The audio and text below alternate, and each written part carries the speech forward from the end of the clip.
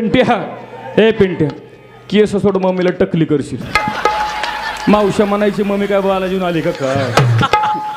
अय कसा दिसतोय माझा सफरचंद?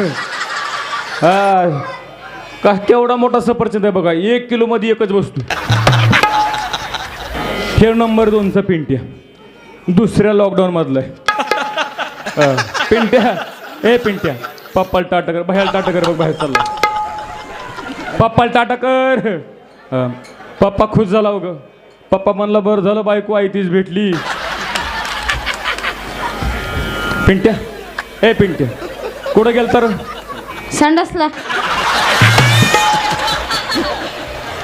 तरी म्हणलं मंडपात मगापासून वास घ्यायचा घुमते.